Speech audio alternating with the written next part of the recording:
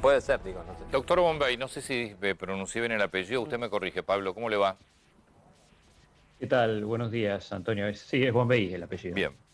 Bueno, muchas gracias, antes que nada por el tiempo. Estábamos un poquito recién hablando con la ministra de Salud de Tierra del Fuego por este caso rarísimo de los tripulantes de un buque que hace, no sé, que a los 35 días de haber zarpado, con los tripulantes anteriores en cuarentena en Tierra del Fuego, aparecen positivos. Ahora tienen 50 y tantos, ¿no? De los ya 57. positivos. ¿Qué es lo que puede... ¿Qué puede pasar? ¿Cómo puede aparecer el virus si todos los tripulantes embarcaron, no estuvieron en contacto con nadie, porque, vamos a ver, de lo que se sabe, ¿no? Hasta ahora nadie confesó otra cosa. No estuvieron en contacto con nadie y a los 35 días aparece un caso positivo. Bueno, lo que puede haber pasado es que a lo mejor alguno de los integrantes Sí. de la tripulación haya estado, digamos, Y no lo contó. asintomático, a lo mejor, inclusive sin saberlo, ¿no? Mm, Asintomático, excretando o eliminando el virus y después mm. se contagia a alguien más de la tripulación. Claro. Y ustedes fíjense que el periodo de incubación puede ser hasta 14 días, entonces puede ser que haya alguien que Sí. inicialmente abordó el buque siendo totalmente asintomático, Claro, esa después se persona enfermó. el virus lo puede estar eliminando, se contagia a otro, pasan a lo mejor Sí, 14 días, por ahí menos. lo que pasa es que lo que nos dicen es que antes de subir al buque estuvieron 14 días en cuarentena en un hotel controlados. Eso es lo que nos dicen, lo que decía la ministra. Claro. Por eso es raro, porque Bueno. estuvieron 14 días, se suben al buque y a los 30 y tantos días... Recordaba Rubén el caso del primer crucero, el Diamond Princess, Sí. ¿no? Mm. Que se había confirmado que había virus en las superficies.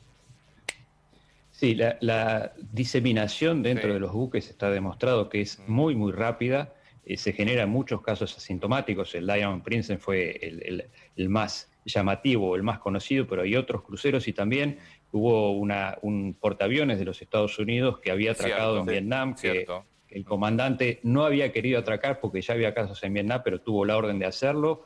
Por supuesto, la tripulación desembarcó, llevó el coronavirus al buque y después tuvieron un montón de casos, tuvieron que hacer puerto en la isla de Guam, que es una base de Estados Unidos, y empezar a internar y a tratar las personas allí. La diseminación dentro de los buques es similar a lo que ocurre en los geriátricos, prácticamente.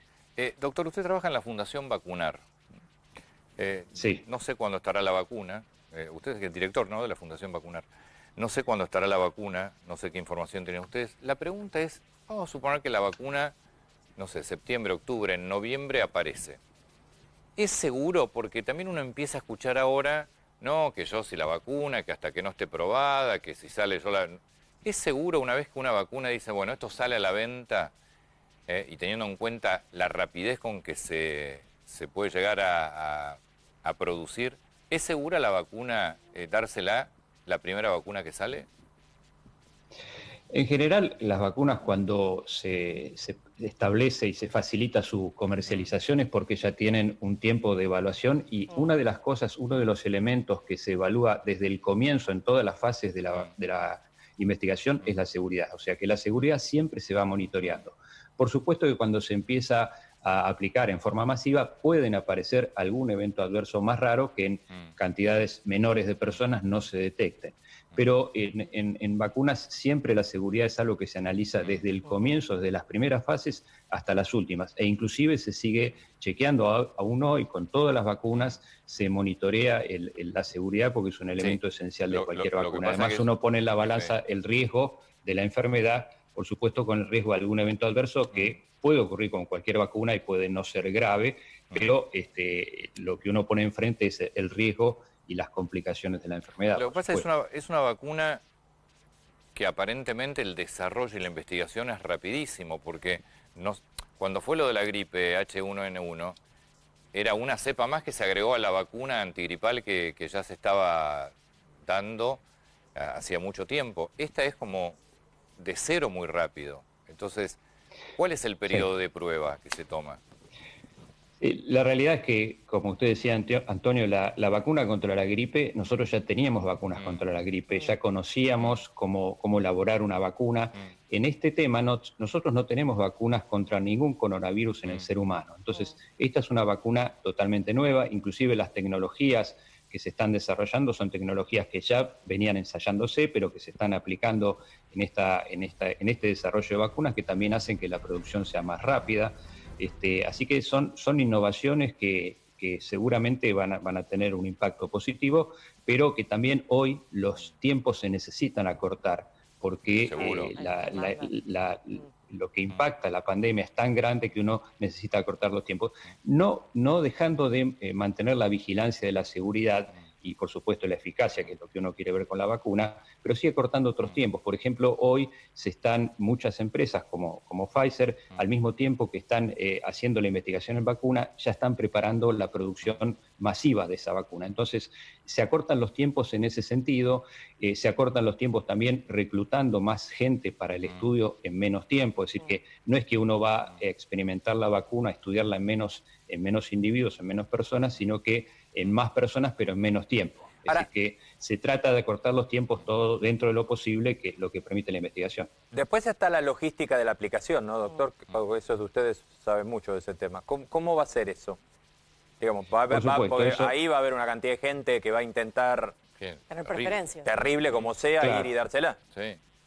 Claro, bueno, ese es un punto muy importante, porque hay que empezar a pensar, cuando tengamos la vacuna disponible, cuáles son los grupos de mayor riesgo.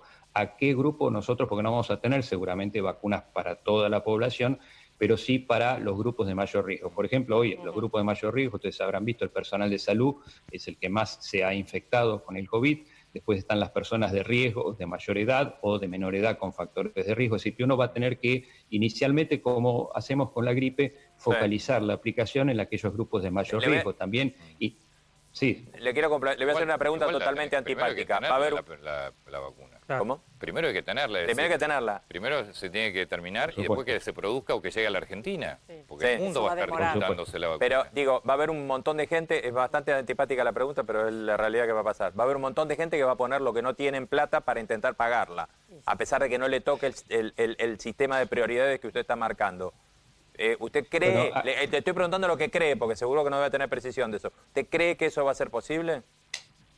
No, yo lo que seguramente vaya a pasar es que cuando haya vacuna disponible, que como ustedes dicen no va a estar en cantidades suficientes para todo el mundo, para toda la población, en este caso el Estado, en nuestro país, seguramente como hace con la vacuna antigripal, tenga la capacidad de la compra de vacunas, y esas vacunas el Estado las va a dirigir a los grupos de riesgo que yo le menciono. Fuera del Estado también habrá posibilidad, a lo mejor o no lo sabemos, de adquirir la vacuna en forma particular y ahí ya será otra historia, pero lo importante es que el Estado se haga cargo de la vacunación contra una enfermedad pandémica y que sea dirigida a los grupos de mayor riesgo, ¿no? Doctor, estas vacunas que están en fase de investigación y que ya han comenzado a aplicarse en humanos, ¿han traído efectos secundarios? ¿Hay evidencia de eso?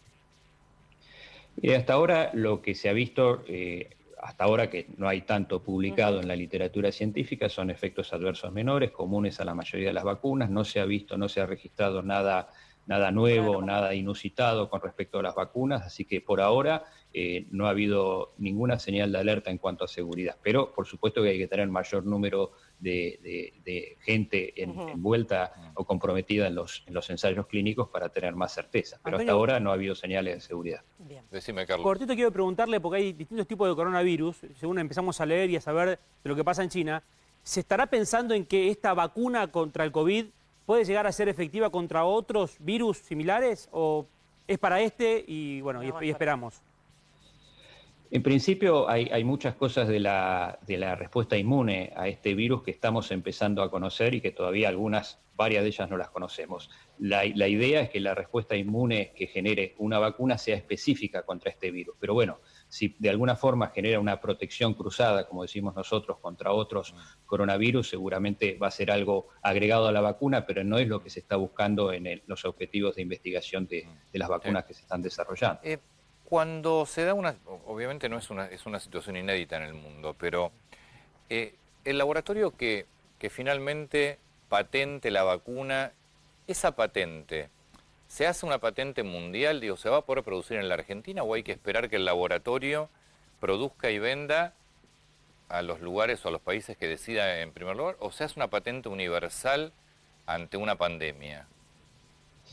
No, lo que se está haciendo y se ha hecho, por ejemplo, con gripe es lo que se llama transferencia de tecnología, que el laboratorio que desarrolla la vacuna, como no la va a poder producir para todo el mundo, creo que Pfizer mencionó de la posibilidad de tener 100 millones, producción de 100 millones de dosis a fin de año, que es claramente insuficiente para la población mundial, es hacer transferencia de tecnología, que son convenios con laboratorios locales de distintos países, y de esa forma le transfieren la tecnología para que localmente esos laboratorios puedan producir la vacuna y así aumentar la cantidad de dosis que se producen. Pero tengamos presente que este es uno de los desarrollos que hay en vacunas. Hay muchos otros desarrollos en vacunas que tal vez no hayan tenido tanto repercusión en los medios, pero que seguramente también van a ir avanzando, sí, en distintos países del mundo. Así que creo que eso también tenemos que tenerlo presente, que con un solo desarrollo de vacuna no va a ser suficiente. Tenemos que tener otras líneas de investigación y ver los resultados de esas otras líneas, ¿no? Doctor, muchas gracias. No, una última pregunta, perdone. ¿Esta vacuna va a ser obligatoria? Bueno, seguramente, y yo acá vuelvo a hacer la semejanza con la vacuna antigripal, las vacunas que se incorporan al calendario son vacunas gratuitas y obligatorias. O sea que una vacuna cuando se incorpora al calendario nacional... Pero es para distintas, para franjas etarias, las que son Por supuesto, para los grupos que sea, por ejemplo, la vacuna antigripal es obligatoria para las mujeres embarazadas, para los niños menores de 2 años. Bueno, pero esta vacuna, ¿puede ser que sea obligatoria para toda la población o también va a ser por franjas? No, yo creo que va a ser inicialmente, muy probablemente, obligatoria para los grupos de mayor riesgo, por ejemplo, los que trabajamos en el ámbito de la salud. Todo va a depender también de los resultados de los estudios, porque también existe la posibilidad de que uno demuestre que en las personas jóvenes la vacuna es muy efectiva y ese impacto por efecto rebaño se traslade y se traslada a los grupos de riesgo. Es decir, hay cosas que todavía tenemos que ver cómo se desarrollan estos estudios y qué resultados dan para saber bien cuáles son los grupos a vacunar. Muchas gracias ahora sí por su tiempo, muy atento. Al contrario, gracias a ustedes.